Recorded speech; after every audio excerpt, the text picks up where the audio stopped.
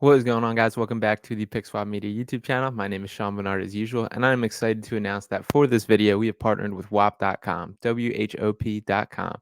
WHOP is an all-in-one marketplace for sports communities and other digital products. If you're looking to find communities on all things sports, sports capping, sports betting, and sports fandom, head to WHOP.com/sports. They're the all-in-one digital marketplace, the Amazon of the future for digital products. I'm incredibly proud and excited to be partnering, so make sure to go check that out. You can click the link in our description and our comments. Thank you to WAP for sponsoring this video, and thank you to you guys for tuning in.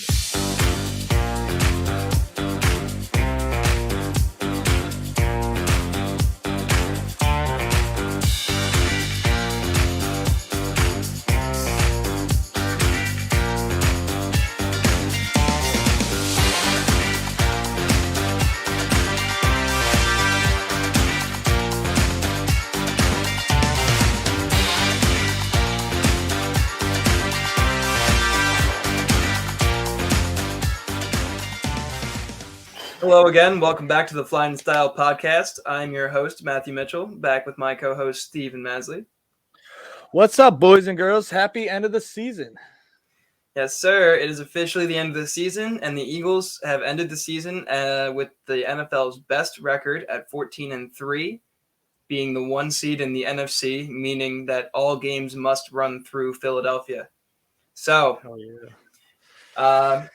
Not a whole lot to get into this week because obviously we have a bye week this week, but we're gonna, talk about some of the season performances from our players, what to expect going into the playoffs, and some of our accolades from this year.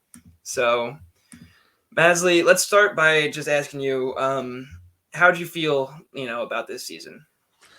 I felt fantastic. Through and through. I know we had a rocky end to the season, but it was more than I could ever hope for, more than I could ever think we were going to do.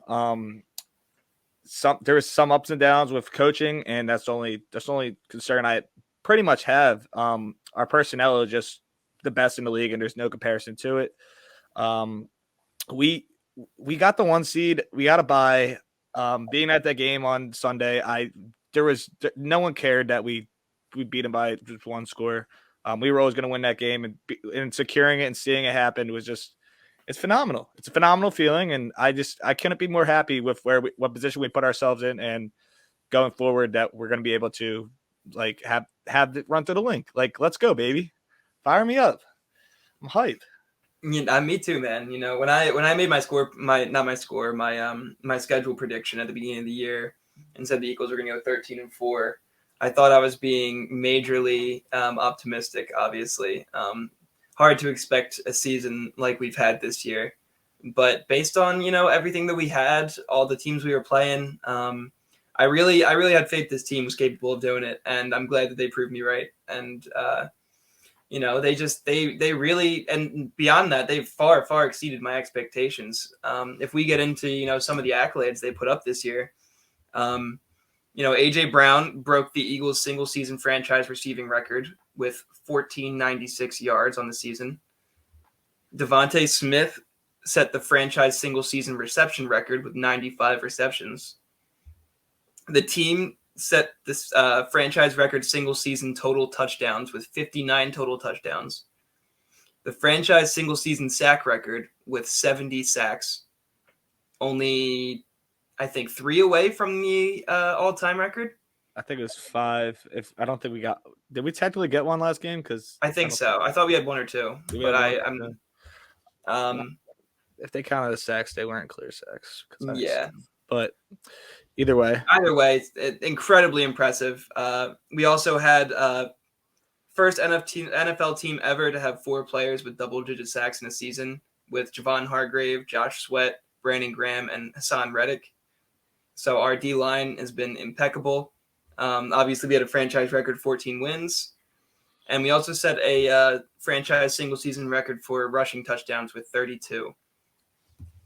So, I mean, the resume speaks for itself. That's an incredible, incredible year from everybody. And, we had 16 of our 22 starters nominated for All-Pro honors. It's insanity that, Howie, you got to give Howie his props for making all-season moves, putting the pieces around Jalen Hurts that we needed to give him the extra step, which was clearly taken. And, everybody fed off the energy that was going on in the locker room. Everybody was eating, literally. It just, everybody ate. It was a win-win for everyone, and everything really went well. Obviously, like we said, they had a little bit of a rocky end of the season, but with obvious reasons for that. Backup quarterback for 2 of those games, and Jalen Hurts, still not fully healthy, as the report said today, which is a little bit scary. We'll have to get into that a little bit, but it's a really, really impressive year, and I got to give my props to Howie, give my props to the players, and going into these playoffs, this is their season to win and their season to lose. So the only team that can beat the Eagles are themselves. So or at least that's what they've proven up to this point. So it's fantastic, and I don't understand why like the media has us as not even power ranked number 1, and like anyone you go to won't have us as the best team in NFL right now. It's just egregious, just to the point. I know like the Chiefs had done it before. I know like everyone likes to see this flashy Bills team, and it just makes me angry, honestly. Like I love it because there's no expectations, but everyone thinks the Niners are better than us somehow. This is an historic team, and I'm hoping, looking back at it, that everyone's like, yeah, how do we not see that? But we see it now. We see it proud, and this is an historic team. Just up and down our roster there's not really a single hole that you can find of like mediocrity. Even you can say our safeties. Chauncey's tied for the interception title this year.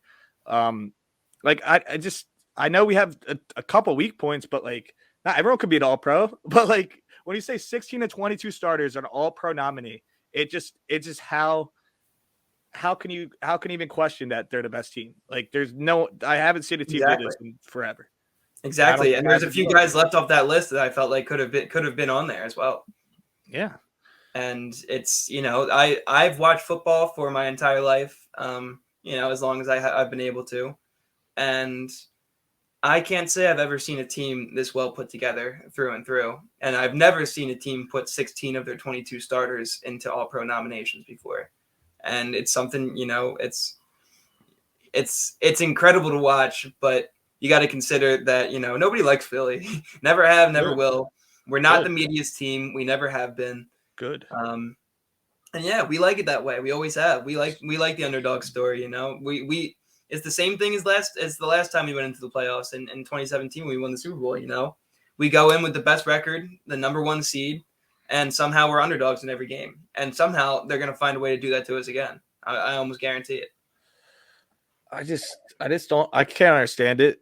Just honestly, from like even a football perspective, the only reason people have is just recency bias, honestly, and the recency bias and the fact that Jalen Hurts it came out that he's not playing 100% healthy. He's freaking fine. I agree, but being someone that's had shoulder injuries, let alone someone that has to throw the ball as often and as hard as Jalen Hurts does, I'm sure I almost guarantee you, it's not going to feel good for the rest of the playoffs. He is not going to be 100% healthy at any point. I almost guarantee that. Hey, I just don't think it matters. I don't think he cares. I don't either. I don't think he cares at all. It's the best part. That's the only part that matters. If he can go through the pain and still not have it impact his game from a physical standpoint or just like executing play standpoint, like he'll go through any pain. That man, I love that he's our leader because he's the best. He's got the best mentality on the team by far, and I know Brandon Graham's a dog, and he's going to have the same mentality in the playoffs. I know he's had it all year too, but it's just like I've never seen a mentality of a quarterback being so just like straight. Like we didn't win anything. We didn't do anything. We didn't do anything. It's fantastic, and he's just straight face and always focused, and it's great to see. I love it. Yeah, exactly. He's proving that he's been there and done that. When he was at Alabama, he went undefeated and ended up losing the championship. And he likes to point that out all the time. He's like, doesn't matter how good we play during the regular season. It's all about that chip at the end. That's the only thing that matters in the end game. And, as great as it is that they played this well, and I want to point out that to, all the Philly pessimists out there that are all worried about the last few games. We went 14-1 with Jalen Hurts this year. Yep. 14-1. How much more can you ask for from somebody? You know, what, like, do you want a perfect season? Is that the only thing that's going to satisfy you guys? You know, like, it doesn't matter how close or how far, you know, how big of a margin or how small. A win is a win, regardless. And sometimes, depending on the gameplay and the game style and the flow, that's going to change. It's going to be different with each game, you know? And just because we play, you know, a little poorly sometimes, you know, on either side of the ball, it does not mean that we're not going to win that game. At no point in the season, you know, aside from, you know, the games that we obviously lost, did I feel like, crap, I'm scared. Like, you know, we got something to worry about with this team. Obviously, they have their problems. They're not going to, it's not a perfect season. And that doesn't happen. It's happened once, and it hasn't happened again. And that was in a completely different era of football. We played about as near perfect as we possibly could have, especially after you just heard me list off all the accolades we put up this year. Like, how much more can we possibly ask for? And one more accolade I want to throw out there is that I'm pretty sure this is the first time in franchise history that we had a running back and both receivers put up over 1,000 yards from scrimmage. It's amazing. It's fantastic. We don't have 1,000-yard receivers. The last one I can remember personally is Jerry Maclin, and that was forever ago. And now we have two. Like, it's awesome to see. And well, the last person was Devontae Smith last year, but aside from that, it was Maclin. Did he get 1,000? My bad. But either way, I guess he did 17, but it's all as asterisks. But now they all got on 16. Either way, I just want to point out that we're in the best. Like, people want to talk about our competition. We're in the best division in the league. Like, it's not close. Like, through and through, we have 3 playoff teams. Washington was a borderline playoff team. Jeez. People want to talk about, like, you're just like looking at the schedule. I'm going to like throw up the freaking whatever. You see, like, the Jaguars, even at the beginning of the season, close games. They're a playoff team. The Lions, they're a borderline playoff team, and everyone thinks they're great now. It's just the fact that, like, these teams that, like, in the beginning of the season that made it, like, look bad, like, that people, like, are crapping on us for beating them, and then at the end of the season, like, no one else could beat them. Like, the end of the season so strong, and they're the same team. Like, I just don't. I will never. I mean, I want to look it up. Our adjusted season, like, strength was, but it's not last in the league. I can tell you that for sure. And all in all, I just don't see any team that we don't match up with fantastically. And well, hey man, I mean, I could run us through it right now. You know, we played Detroit over 500. We played Minnesota over 500. Washington was close to 500. Jacksonville over 500. Arizona under. Dallas over 500. Pittsburgh over 500. Houston under. Washington under. Indianapolis under. Green Bay was 500. Tennessee was over 500. New York was over 500. Chicago was not. Dallas was over. New Orleans was not. And New York was over. So clearly, the majority of the season, we played teams over 500. And I'm not saying we played the hardest schedule in the league overall, but it's just like the fact that people just crap on us even for that. I just don't know. Like you just said, I don't know what will make anybody happy. I don't understand, especially media people. I know you say they hate us, but it just doesn't make sense. Why you? No, it really doesn't. Trust me. I as much as I try to defend it, it doesn't make a whole lot of sense. From a football standpoint, it doesn't matter. In the middle of the year, I wanted to say, like, oh, we're just doing so good, they don't have a lot to talk about. But then they went on to talk about the 49ers and how great they were doing. And I was like, all right, so why aren't we talking about the Eagles then? It just doesn't make a whole lot of sense. I really don't understand why they're not getting the credit they deserve. And I told you this in the beginning of the year, and I still stand by it. By the time this season ends, they will have the credit they deserve. People will see. They should. They will, and they won't. They will never admit it until we fully do it either. Which is the best part, and I don't care, and I really don't care. I know the song "No One Likes Us, We Don't Care" because we're Philly, effing Philly, but like I really cannot care less because I love it because we don't have any expectations. Oh, the Chiefs are going to go run it back. Oh, the Bills probably got it now. The Niners are like a way better defense. Like, what? I just don't. I will never understand it. And I don't care either. I have to not care because apparently they don't care. So I can't care. I know it doesn't make any sense. Everybody's talking about how good Micah Parsons has been this year. They don't like to talk about more sacks. More sacks, more tackles, more forced fumbles. The list can go on and on. They like to talk about, Aaron Donald. He made the NFLPA's first team All-Pro. Javon Hargrave hasn't beaten every statistic, like, sacks, tackles, tackles for losses, everything. And on top of that, Hargrave didn't even make the Pro Bowl. He was a reserve, but he didn't officially make the Pro Bowl. And it just goes to show, like, the media, it just isn't, for whatever reason, just isn't giving the Eagles the credit they deserve. Hey, it's all right. We don't need any credit because all we want is one thing and one thing only. And that is a Super Bowl. And yes, sir. But we have to focus on. We don't have to focus this week, but we do have to lock in for the next matchups. What do you see going down? I guess we're half getting into our picks / talking about the playoffs. We can just have a conversation about it. What do you see happening in this first round of the wild card round? What do you see? What do you want to see happen? Do you want to see us play like a Seattle? Should I be cheering for that? Or what do you want to see happen? Do you want to see the best opponent possible or what? No, I do not want to play a Seattle because Seattle holds a lot of power. Because if Seattle walks into San Francisco and beats them in the wild card round, they hold a lot of momentum behind their sails. And it's honestly not something that I'd like to see, coming into a well-rested Eagles team, because as good as well-rested is, well-rested also leaves you with a little bit of rust sometimes. And I hope that won't be the case. It's playoffs. It really shouldn't be, but it is something to be concerned about. We have a chance to play any of the teams between Dallas and Tampa Bay, New York, Minnesota, and Seattle, San Francisco. Obviously, that's a big pool. That's all the games. But I don't like to say this, but I'm not scared of any of the teams in the NFC. I'm just not. There's something to be said about every team that we could play against. We've already thrashed the Vikings, and I think that they've proven throughout the year that they're just not that top tier caliber team. They're a high production team that plays an average game.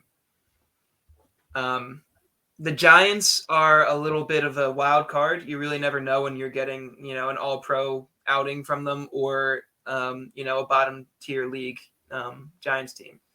They're a little bit iffy. I'm kind of lost on them. I kind of have been all year. I'm not sure how they are, to be honest. But, we've beaten them twice this year. At no point have they scared me.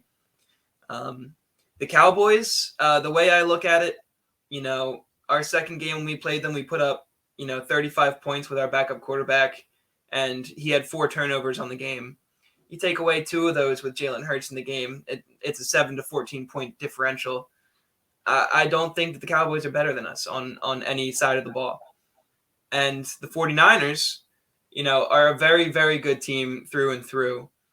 But you do have to consider that they're using Mr. Irrelevant at quarterback. As great as he's been playing, I actually love the guy. It's a cool story, and I love him as a player and person. However, it's Mr. Irrelevant's first time in the playoffs. You just don't know how he's going to play. He might get flustered. And in my eyes, I wouldn't be surprised to see them lose to the Seahawks in the first round. But they, like I said, they do have a much better team, and they are the scariest team in the NFC if they play the way they're supposed to. The only thing I'm banking that off of is Brock Purdy and his ability to, overcome adversity and play under pressure, because we haven't seen it yet. That's very true. He's played in a very comfortable setting since he's come into the game, coming in as a third string quarterback, no expectations, and then he exceeds them. the team has been playing very well. They went, I think, 9-1 with him. I forget exactly. I don't know if he lost. Yeah, I'm not sure if he did either. But they definitely rally around him, and the story of him being overcoming the odds. So they are the scariest team in the NFC. And it's. But like I said, I think there's a point to be made for each team and why I'm not scared of them. There's very little that I look at and try to point out a reason that I am scared of them for. All right, so let's go through your NFC picks right now for this week. All right, so for my NFC picks, I'm going to start with the Seahawks-Niners, and I'm going to be taking the Seahawks plus 9.5. As I explained, they're coming in hot already. They barely, scratched their way into the playoffs.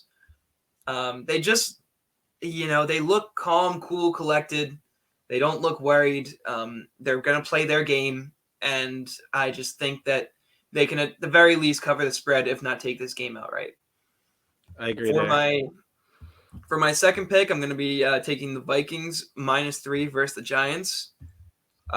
We've talked about how weird both of those teams can be, but my bottom line point to this is that the Vikings just have more talent on their team through and through, and I just think that game manager Kirk Cousins is going to push them past the Giants.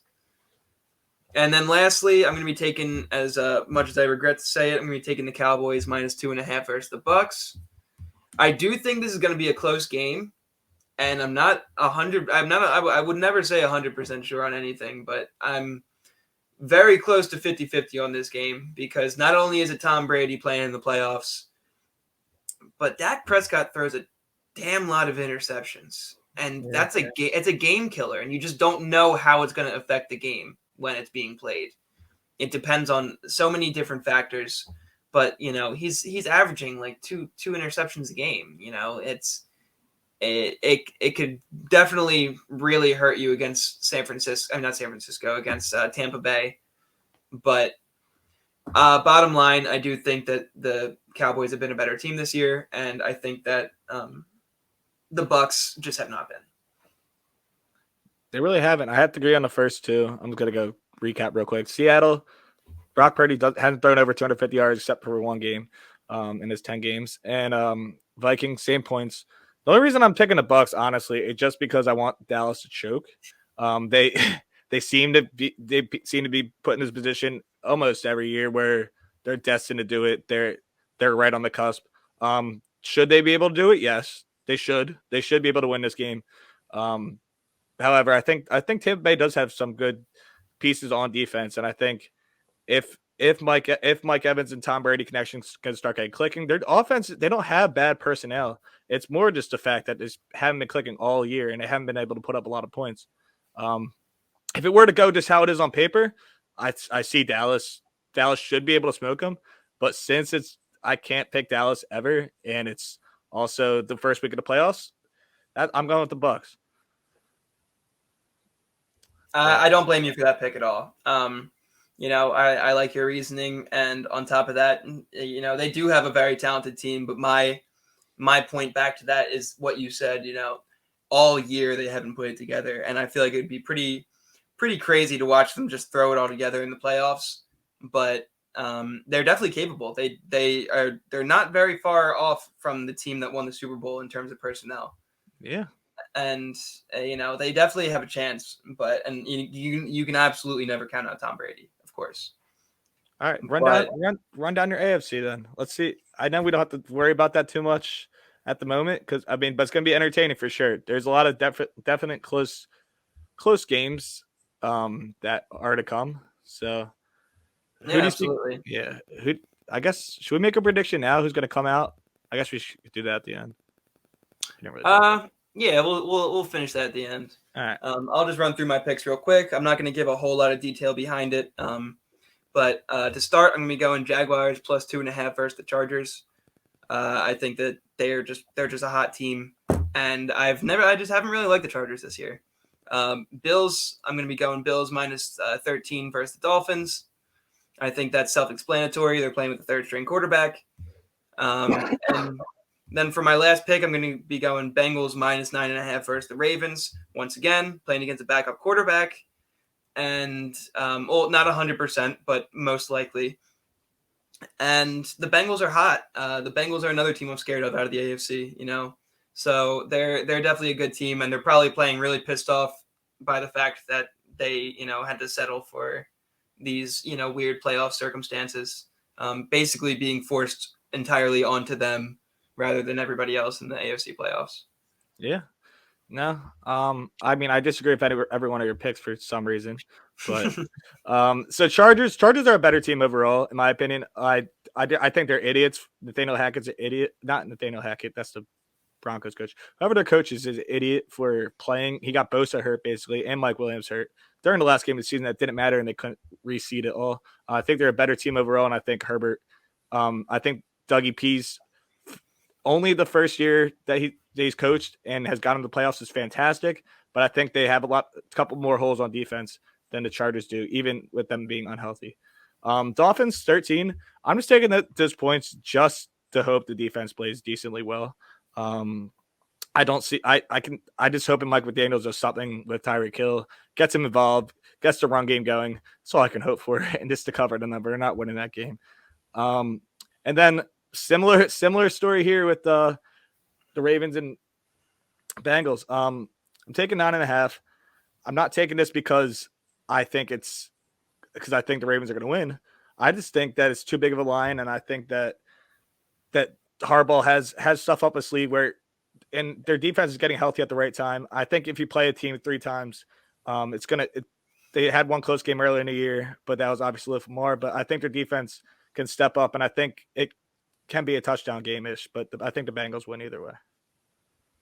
Yeah, well, I guess we're gonna have to see. We're gonna have to be keeping track of our picks going into the AFC games because at the end of the regular season, let's talk about our records real quick.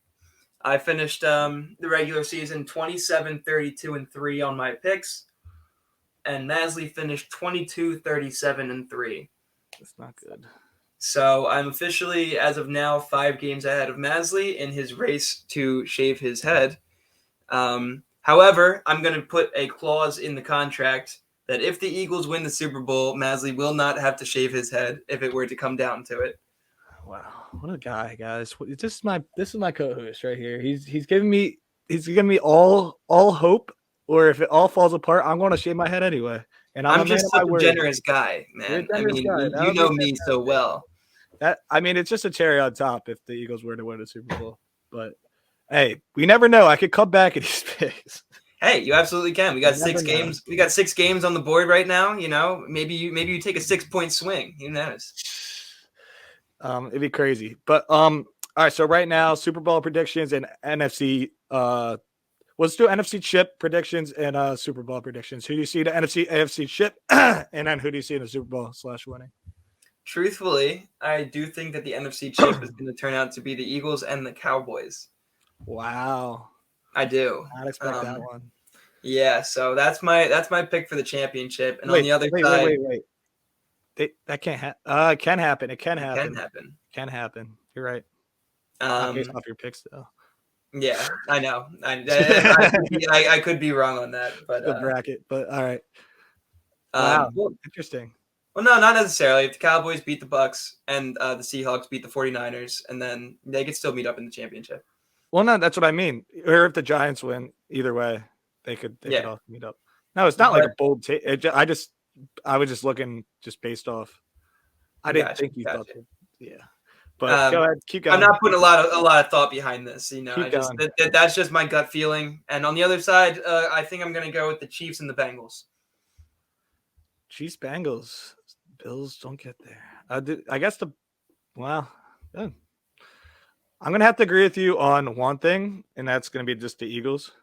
I think they're going to be an NFC chip, and I think it's annoying to say, but I think I don't want to go chalk, but I think it's going to be the Niners. I just think that their team. I don't believe in Brock Purdy at all. I just think they just have an easier type schedule where they maybe play Minnesota their next week and get past the Seahawks and just have an easy road there, kind of.